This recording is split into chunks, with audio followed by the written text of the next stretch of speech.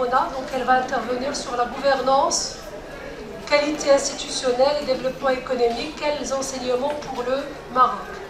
Laboratoire performance économique et logistique, Université Hassan II, Faculté des sciences juridiques, économiques et sociales de Mohammedia. Après, nous allons assister donc à l'intervention de Mme Choukri El Hadj Ibtissam, la contribution à l'analyse des pratiques de la gouvernance des organisations sportives marocaines, cas des fédérations royales marocaines sportives, donc au niveau de la faculté des sciences d'éducation, Université Mohamed V, Rabat.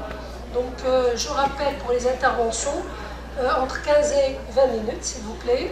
Nous allons commencer avec l'intervention de Mme Tahmouna, c'est à vous.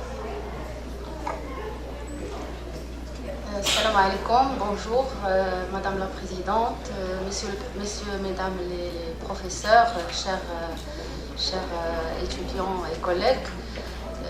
J'ai le plaisir d'être ici parmi vous pour partager mon point de vue concernant cette problématique qui est le lien entre la gouvernance, qualité institutionnelle et développement économique et tirer quelques enseignements pour le Maroc. Donc mon point de vue, ou bien ma vision est plutôt empirique, statistique, économétrique. Je ne vais pas toucher aux théories, je pense que vous avez déjà eu dans les présentations précédentes quelques aspects théoriques sur la gouvernance et la qualité institutionnelle. Donc je vais entrer directement à mon étude empirique.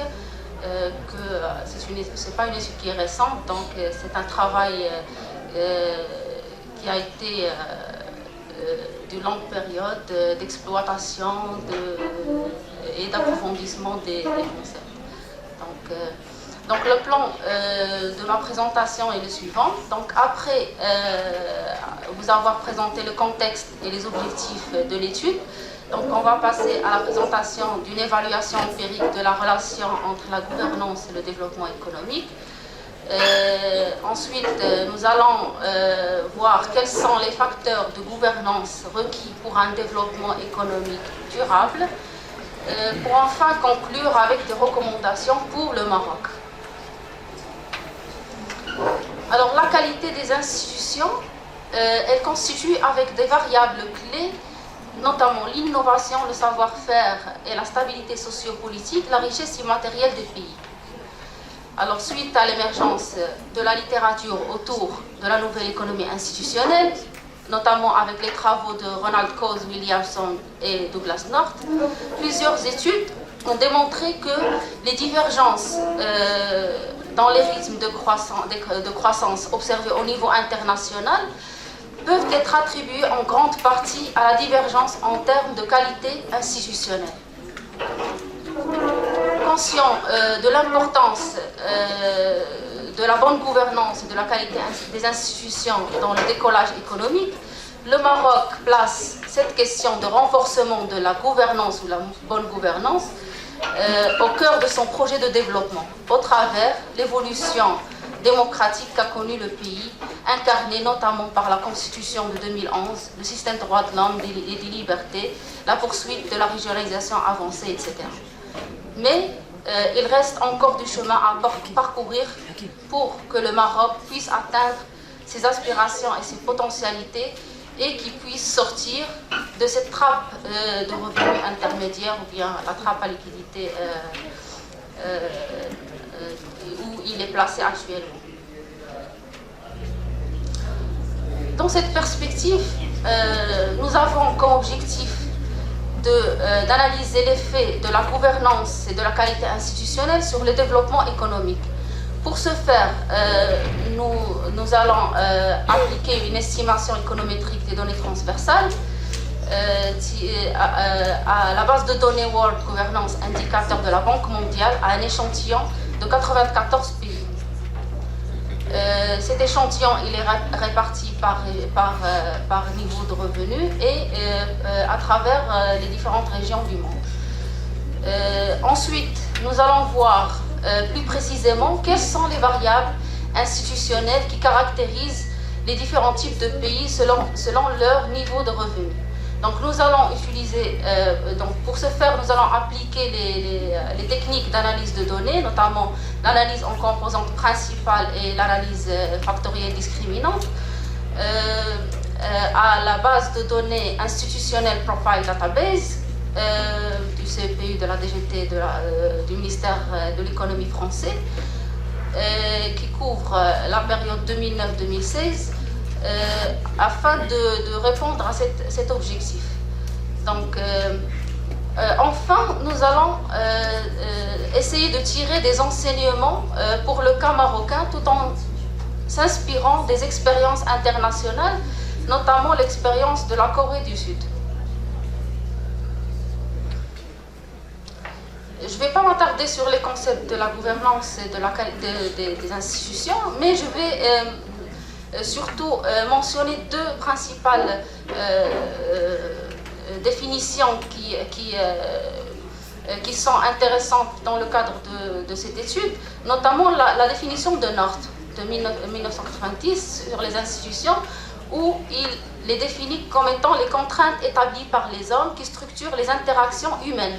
Elles se composent des contraintes formelles, notamment les règles, lois, constitutions, et des contraintes informelles, normes de comportement, conventions et codes de conduite imposés, ainsi que les caractéristiques et leur application. Alors pourquoi cette définition? C'est parce que c'est la définition sur laquelle s'est basée la base de données institutionnelle Profile Database pour construire son questionnaire. Donc deuxièmement, je vais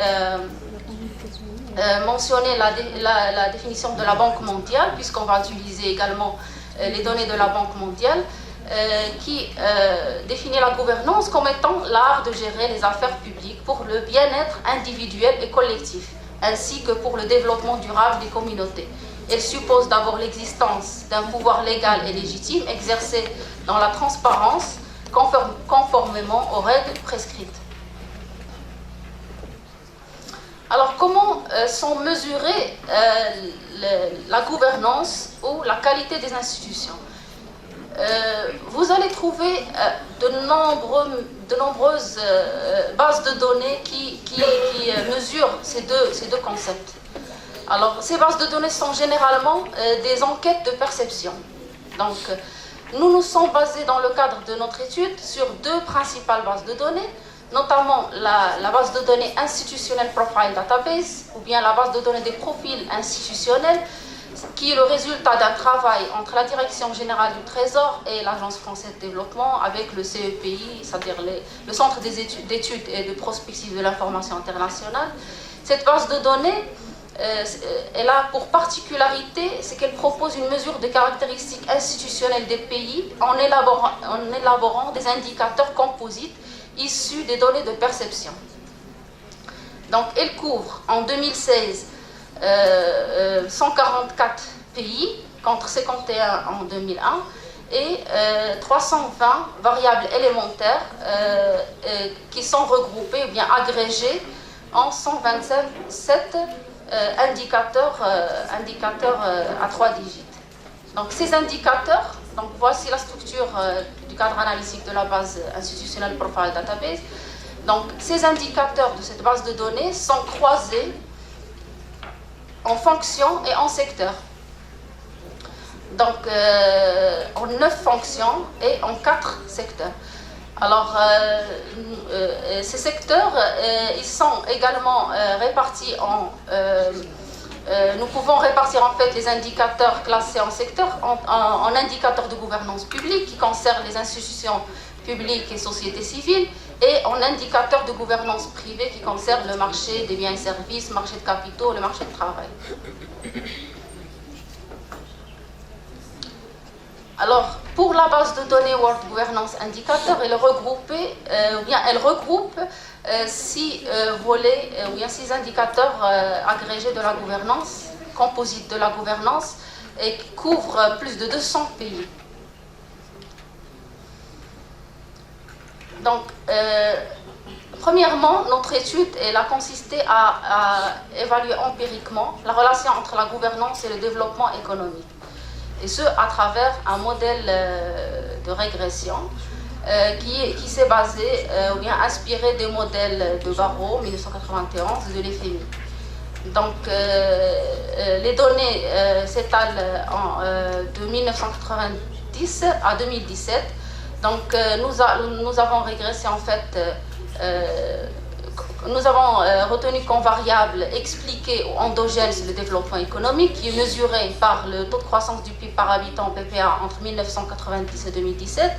Et nous avons retenu également comme variable exogène un indicateur composite de la gouvernance que nous avons construit à partir des indicateurs de la World Governance Indicator de la Banque mondiale et le logarithme du PIB par habitant initial de 1990 qui est un indicateur de convergence retenu dans le modèle de Barreau. Donc nous avons également d'autres variables de contrôle, notamment des indicateurs de capital humain, le taux de scolarisation primaire ou secondaire, et d'autres variables macroéconomiques et géographiques, notamment le taux d'ouverture, l'investissement public en pourcentage du PIB, la consommation publique, la latitude, landlocked, c'est-à-dire le cloisonnement d'un pays s'il est ouvert à la mer ou non. Alors, les principaux résultats issus de cette modélisation, c'est que la gouvernance et l'indicateur de gouvernance impactent positivement et significativement le développement économique. En effet, une amélioration de la gouvernance de 1 point s'accompagne d'une hausse de 0,03 points du niveau de revenu par habitant. Il est mentionné également que les indicateurs de capital humain sont également significatifs et impactent positivement le développement économique. Mais la question qui se pose, quelles sont les variables ou les indicateurs qui sont pertinents et qui impactent effectivement ce développement économique. Donc nous avons eu recours à la base de données institutionnelle Profile Database puisqu'elle englobe en fait des données à la fois agrégées et désagrégées pour mener des études statistiques,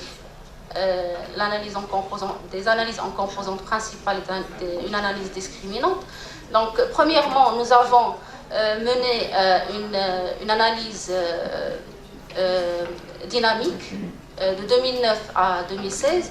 Deuxièmement, une analyse approfondie sur les variables désagrégées ou bien des variables détaillées. Et troisièmement, une analyse discriminante.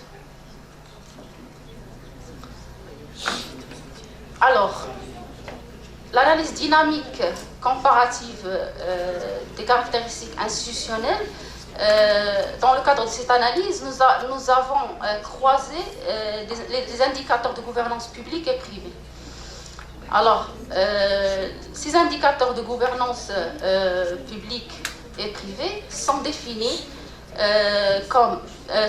par les variables institutionnelles relatives pour la gouvernance publique, le fonctionnement des administrations publiques, la coordination des acteurs, la vision stratégique et l'innovation, sécurité des transactions et des contrats et justice commerciale, selon la base de données institutionnelle Profile Database. Pour les indicateurs de gouvernance privée, ils sont définis par la sécurité des transactions et des contrats, la cohésion, la mobilité sociale, c'est-à-dire par les discriminations sur le marché du travail et les perspectives pour les jeunes diplômés. Alors, la projection des pays sur le plan qui oppose l'indicateur de gouvernance publique et l'indicateur de gouvernance privée en 2009 fait ressortir un fort lien entre ces deux indicateurs, d'abord, et deuxièmement, le lien entre le développement économique et le développement institutionnel. Donc en haut du graphique en vert, on trouve les pays qui sont développés, notamment les pays de l'Amérique du Nord et les pays du PECO, bien des pays de l'Europe centrale et occidentale. En bas, ces pays sont des références en fait en matière de développement économique et de développement institutionnel, de bonne gouvernance. Donc, en bas du graphique, on trouve, contrairement les pays qui sont caractérisés par une faible application des règles formelles et des indicateurs de bonne gouvernance publique et privée. Donc, le Maroc, il se place parmi les pays engagés dans un processus de rattrapage économique institutionnel. Sa position, elle est intermédiaire inférieure, comme vous le remarquez. Donc, parmi les pays qui se placent dans le groupe G3, alors on trouve la Roumanie, la Russie, le Mexique, l'Indonésie, la Thaïlande, et également les pays du MENA, et quelques pays de l'Afrique subsaharienne. En 2012, alors de nombreux pays ont amélioré leur notation en matière de gouvernance, surtout publique, comme le Singapour, le Japon, mais aussi le Maroc. Pour les mêmes variables, bien sûr, retenues pour les deux axes. Alors, en 2016, certains pays ont amélioré leur position, notamment la Corée du Sud, qui a migré du groupe G2 au groupe G1. Le Koweït, les pays de l'Afrique subsaharienne, on remarque ici le Ghana, le Sénégal, l'Afrique du Sud, qui se sont détachés du lot pour se positionner au groupe G2. Alors la position intermédiaire du Maroc en matière de gouvernance publique,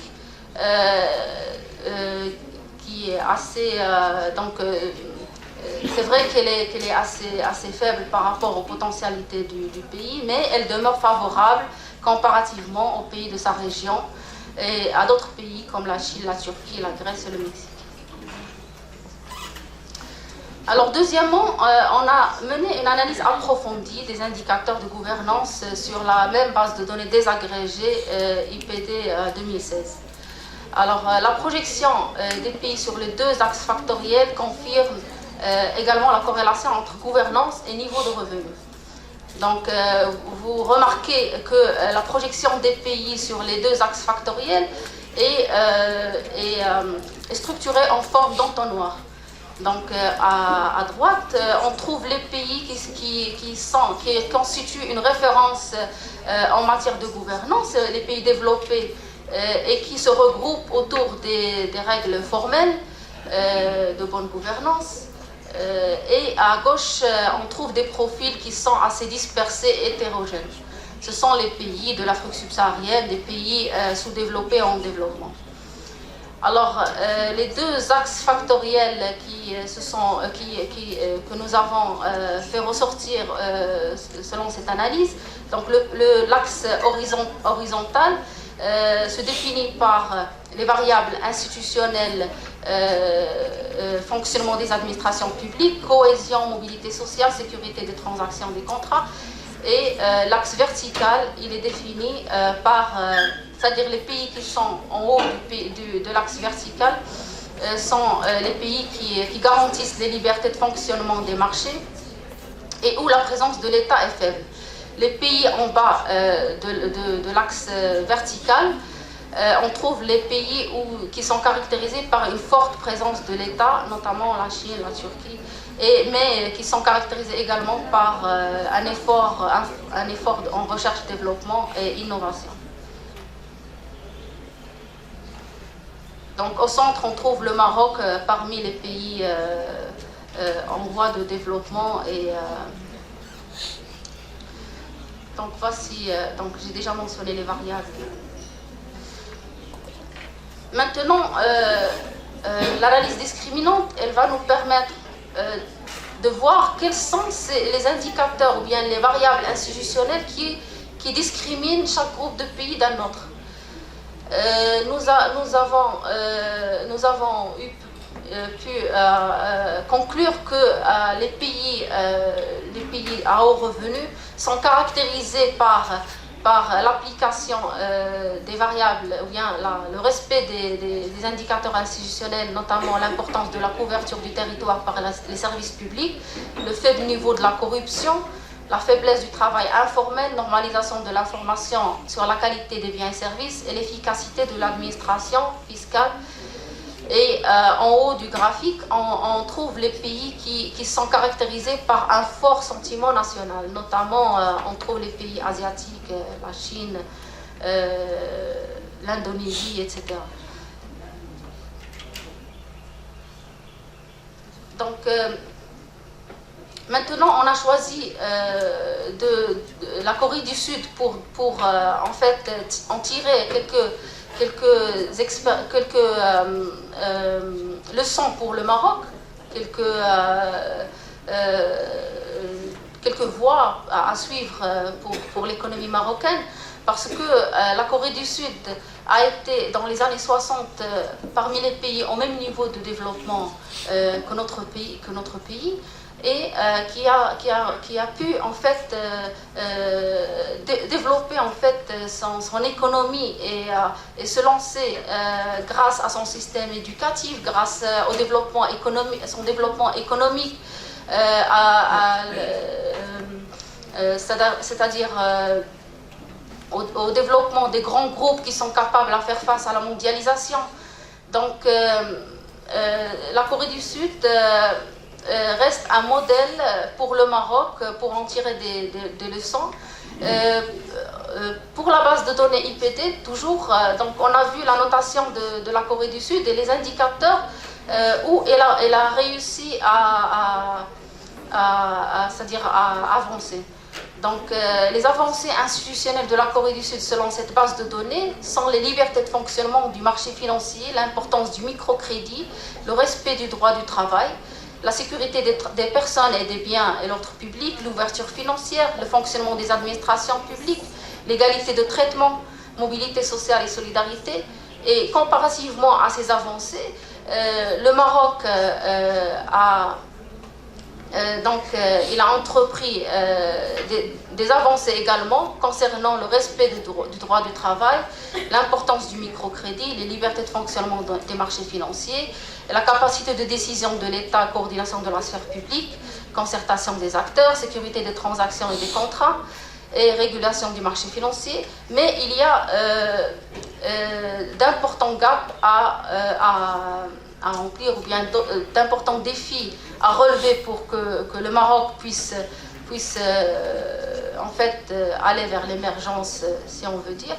Donc concernant les variables, concernant la coordination des acteurs au niveau du marché financier, la liberté de fonctionnement du marché des biens et services, sécurité des personnes et des biens, égalité de traitement par l'État, mobilité sociale et solidarité, fonctionnement des administrations publiques et contrôle de la corruption.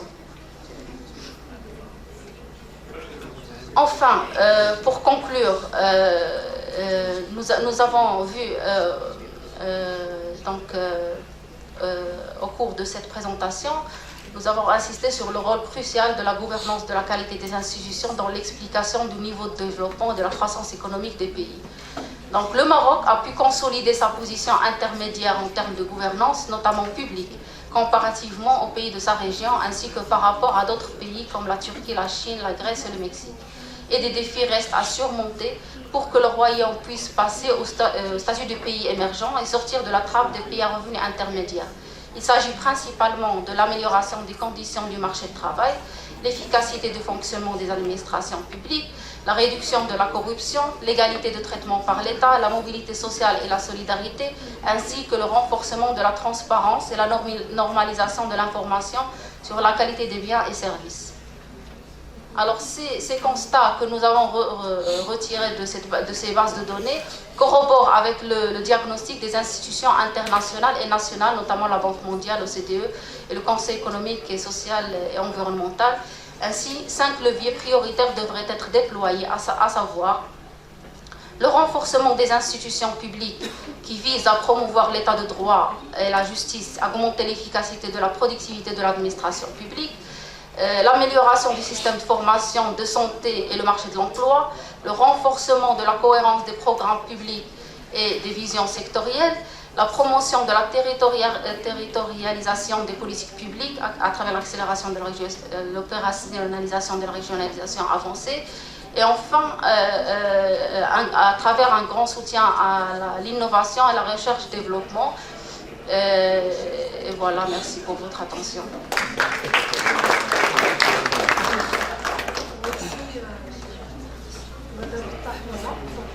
exposé concernant la gouvernance, qualité institutionnelle et développement économique et l'enseignement pour le Maroc, en mettant l'accent donc sur l'enseignement pour l'enseignement donc du pays, l'enseignement tiré du pays donc la Corée du Sud, c'est bien ça. Bien, donc maintenant nous passons à l'intervention de Madame Choukri El-Haj Ibtissam, une contribution à l'analyse des pratiques de la gouvernance des organisations sportives marocaines, cas des fédérations royales marocaines sportives. Allez-y.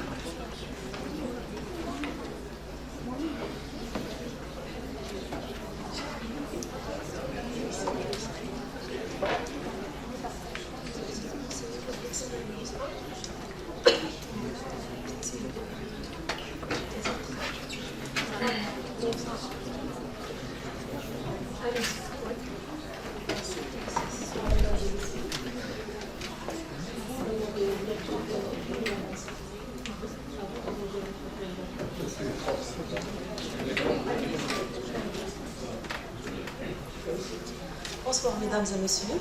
Avant d'aborder notre thème d'intervention, je tiens à remercier le comité d'organisation et je tiens à remercier énormément mon professeur Mohamed Dira pour son encadrement. Notre thème d'intervention intitulé « La contribution à l'analyse de la gouvernance dans les organisations sportives, cas des fédérations royales marocaines sportives ».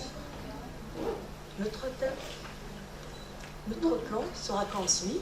Dans un premier temps, on va essayer de faire une introduction concernant les concepts de notre intervention, suivi par le contexte et l'intérêt de notre intervention, puis la problématique et le questionnement.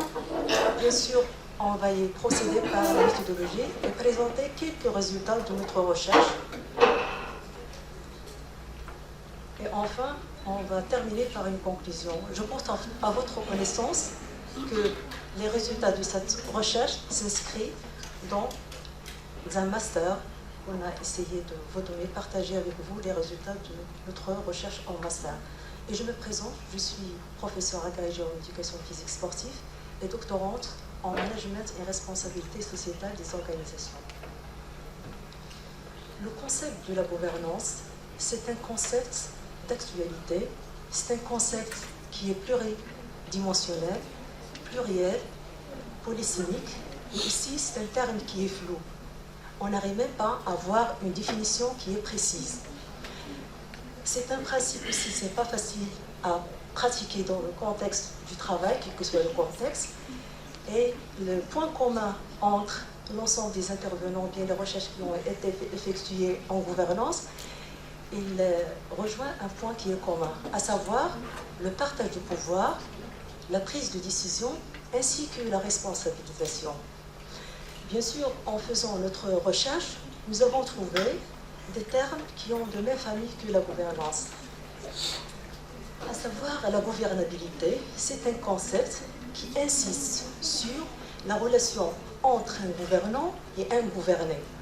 Ce n'est pas plus important uniquement de prendre une décision, mais comment vous allez arriver à convaincre celui qui est gouverné d'accepter votre intervention.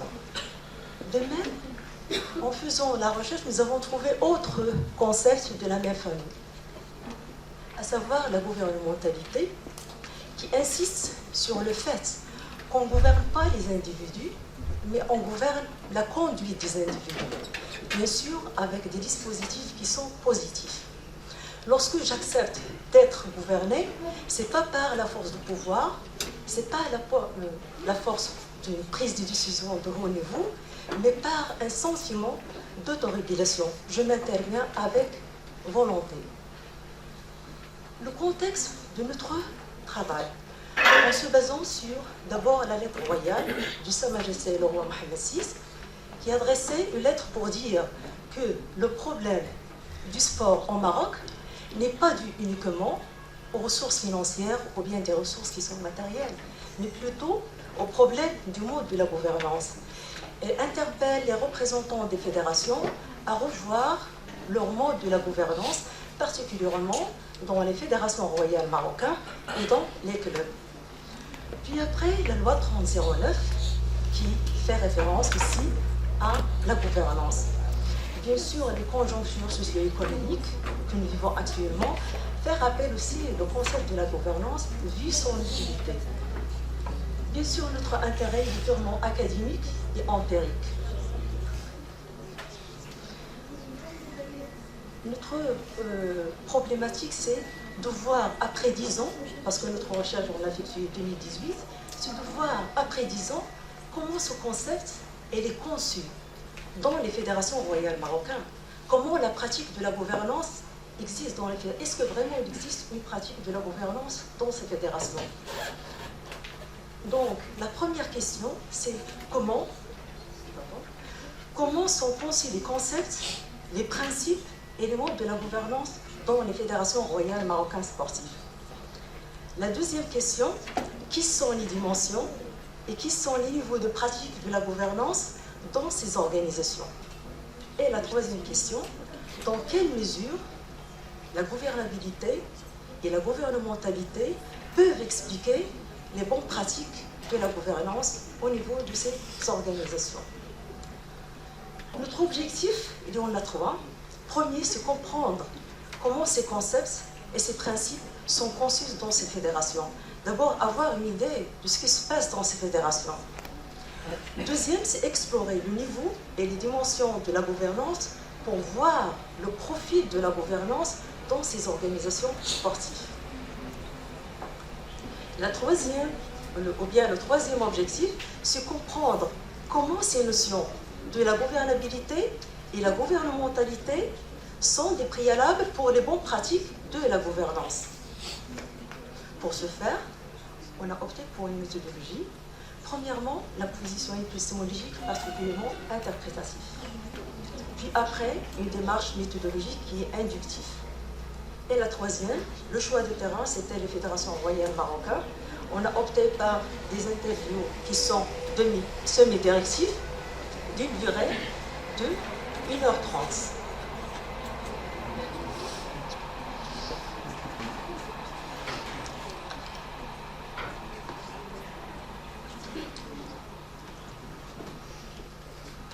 Pour la conception de la gouvernance, on a trouvé une diversité de conceptions vis-à-vis du terme de la gouvernance. Premiers qui sont relatés à la gouvernance uniquement à trouver des solutions face aux contraintes dans ces fédérations.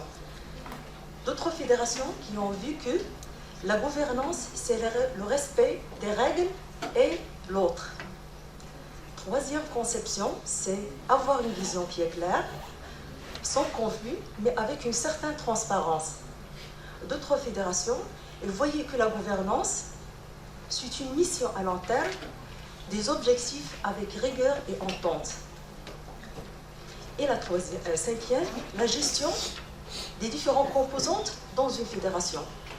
Il y a une diversité de conceptions vis-à-vis de la gouvernance, mais elles ont un point commun, à savoir que la gouvernance est liée à la gestion. Pour ces représentants des fédérations royales marocaines, la gouvernance, c'est une gestion. Je ne vais pas entrer dans les détails de la gouvernance, de la gestion, parce qu'il est déjà expliqué par notre professeur Mohamed Gizira Lamassini pour faire la différence entre gestion, administration, management et gouvernance. Passons maintenant à la conception de la gouvernance des fédérations royales marocaines, en touchant le sens de leur travail. Nous avons trouvé, premier niveau, il décrit que la gouvernance décrit l'état d'une organisation pour fournir un produit dans un temps qui est réduit. La gouvernance est liée à l'efficience. Deuxième, la gouvernance, c'est réaliser des résultats dans un temps réduit. Pour ce pôle, la gouvernance est liée uniquement aux résultats, peu importe la manière avec laquelle on procède. Deuxième niveau, nous avons trouvé que la gouvernance, ce sont des compétences de gestion, des personnes de bonne foi, compétents, rigoureux.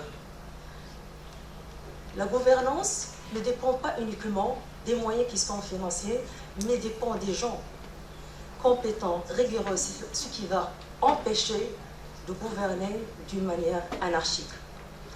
En se basant sur ces deux résultats, nous avons trouvé le pôle qui s'intéresse à la réalisation de la performance, un pôle qui s'intéresse uniquement au comportement.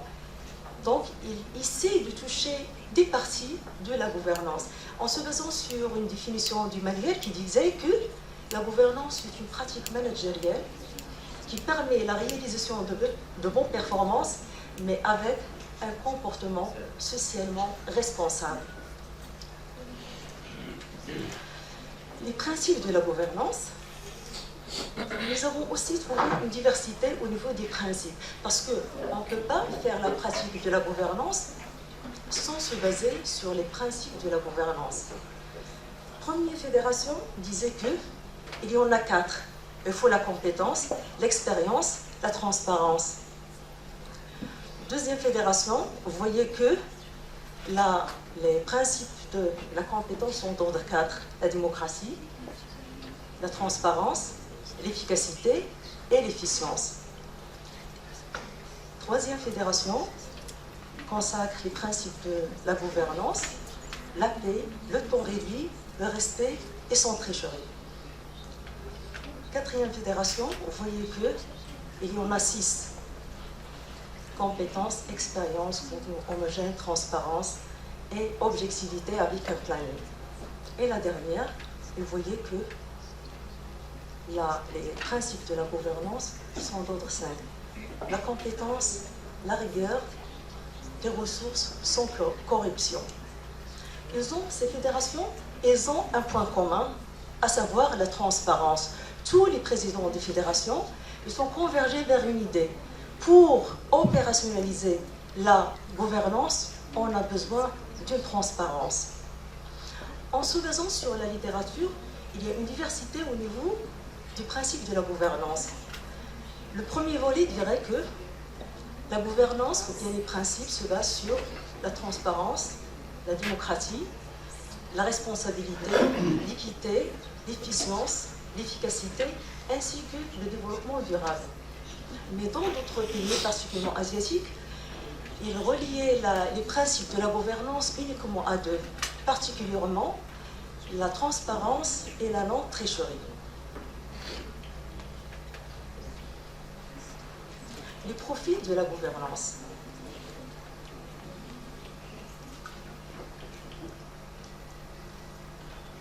Avant d'aborder les profils de la gouvernance, je porte à votre connaissance qu'il y a une modélisation au niveau de la gouvernance. Le premier niveau, c'est le management. Deuxième, c'est la gouvernance.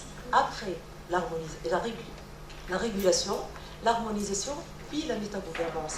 Et au niveau de chaque niveau, il y a des dimensions. On a essayé d'analyser, nous, avec notre professeur Guidira, l'ensemble des dimensions, ce qui nous a permis de voir les profils de la gouvernance dans ces fédérations. Normalement, dans la littérature, il existe 4, mais heureusement pour nous, on a trouvé uniquement 3. Le premier profil de la gouvernance, une faiblesse de gestion. Pour ces fédérations, ils ont un problème financier et un problème au niveau du développement de cette APS. Même si elle date depuis les années 60, ils n'arrivent même pas à instaurer ou bien à rendre ce sport plus populaire. Deuxième profil, c'est une faiblesse de gestion et de régulation. Cette fédération, il a un problème au niveau de partage de pouvoir et il a aussi un problème de la régulation qui nécessite le contrôle, la communication et un sens de responsabilité. Le troisième profil, c'est la bonne gouvernance. Dans cette fédération, il a essayé de toucher l'ensemble des dimensions, mais ils ont certains problèmes en termes de structuration. Il faut structurer ces dimensions pour bien avancer ou bien pour bien instaurer ce terme de bonne gouvernance. Le quatrième niveau, heureusement qu'on ne l'a pas trouvé, c'est la mauvaise gouvernance. Bien sûr, l'ensemble des dimensions de la gouvernance sont touchées. Ils ont un problème financier, partage de pouvoir, contrôle. Ce sont des fédérations, mais on n'a pas trouvé ce genre. Peut-être dans les recherches les plus prochaines, on peut les trouver. Passons maintenant le concept de la gouvernabilité comme un préalable à la pratique de la gouvernance. En posant la première question au président des fédérations, qu'est-ce que ça veut dire la gouvernabilité? Terminologiquement, le concept est méconnu. On n'arrive même pas à comprendre qu'est-ce que ça veut dire. Mais en donnant les principes ou bien les dimensions de ce concept, nous avons pu arriver à quelques résultats. D'abord, la relation entre gouvernant et gouverné devait être productive. Après, gouverner, c'est savoir gouverner, vouloir gouverner sans exercer de l'autorité, mais avoir de l'autorité pour trancher entre les intervenants ou bien des acteurs qui vont intervenir, parce que le terme de la gouvernance ne touche pas une seule personne, mais l'ensemble des parties prenantes. Puis après, il faut qu'il y ait une démocratie participative et les décisions soient acceptées volontairement par le gouverné. Si vous voulez que les gouvernés participent, il n'y a pas une contrainte. Ils participent d'une manière volontaire. Et ça, c'est pas facile de le faire. Il a besoin avoir ce savoir pour participer, ou bien pour contribuer, ou bien pour laisser le gouverné accepter votre gouvernance. Renforcer la démocratie dans la poursuite des objectifs qui sont visés. Il ne faut pas imposer des objectifs, mais il faut que ces objectifs soient élaborés d'une manière collective. Et la dernière, le gouvernant doit être un leadership, un timonier, comme je viens de le dire, avoir de l'autorité sans être autoritaire. Donc pour eux, si vous voulez que cette gouvernabilité soit opérationnelle, la relation entre le gouvernant et le gouverné doit être plus optimale, se base sur les valeurs, se base sur le respect, se base sur le partage. Passons maintenant au concept de la gouvernementalité qui s'intéresse particulièrement à l'individu. La même chose, lorsqu'on a posé le terme gouvernementalité, nous avons trouvé que le concept est mal connu.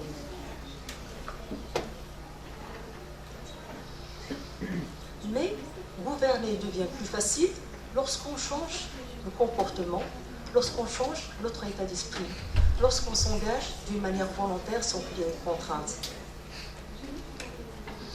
Mais pour changer le comportement, on a besoin d'être responsable. Il faut responsabiliser les autres acteurs afin de changer le comportement.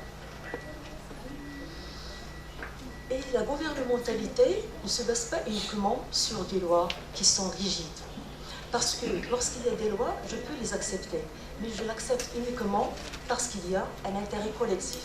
J'accepte d'être gouverné. Pourquoi? Parce qu'il y a un intérêt collectif et en même temps, il y a un sentiment, je m'engage d'une manière volontaire, je participe à l'autoprogressivité. Donc il y a un intérêt qui est collectif. Mais ce processus de la gouvernementalité, ce n'est pas facile à expérimenter. Il demande plusieurs dizaines d'années. Il demande un changement d'une génération. Et peut-être, dans quelques dizaines d'années, on peut y arriver à instaurer ce concept de la gouvernementalité dans les fédérations royales marocaines. Et le dernier, c'est que le contrôle ne devait pas être un sens qui est répressif, mais un contrôle d'orientation et de guidage dans le but de changer le comportement. Donc, en guise de conclusion, nous pouvons dire que la gouvernance n'est pas la question d'un homme seul. La gouvernance, c'est une question des acteurs, que ce soit interne dans une organisation, que ce soit externe de l'organisation. Ça, d'une part.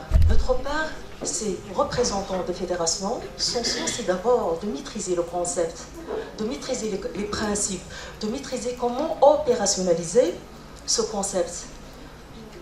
De même, on a besoin d'un bon relationnel entre celui qui gouverne et celui qui est gouverné pour pouvoir y converger dans la pratique de la gouvernance. Et troisième, c'est que accepter tout changement de comportement, tout changement, ça commence par un changement de comportement. Et le changement de comportement ne se base pas uniquement sur des actions qui sont très fortes, mais ces actions qui sont interactives. Je dirais que ce soit pour la gouvernance, qui se base sur la gouvernabilité, la gouvernementalité, pour assurer les bonnes pratiques de la gouvernance. Merci pour votre attention. Merci beaucoup, Madame Choukri El Hadj Ibtissam, qui nous a présenté une contribution à l'analyse des pratiques de la gouvernance des organisations sportives marocaines, cas des fédérations royales marocaines sportives. Bien, donc nous ouvrons le débat. Si vous avez des compléments d'information, des critiques, un feedback par rapport à cette présentation, des questionnements, donc le débat est ouvert.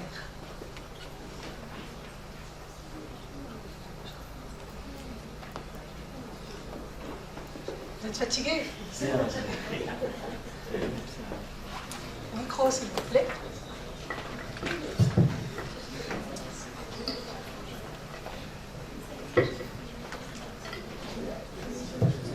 Merci pour ces excellentes présentations. Limpide, claire. J'ai tout simplement deux questions. Bon. Pour Madame. Alors, vous avez fait, je dirais, vous avez utilisé deux méthodes. La première, c'est une méthode économétrique. La deuxième, c'est une méthode basée sur l'ACP, analyse de correspondance de Blitzkrieg. Alors, donc, quel objectif vous avez utilisé ça? Est-ce que dans un objectif de complément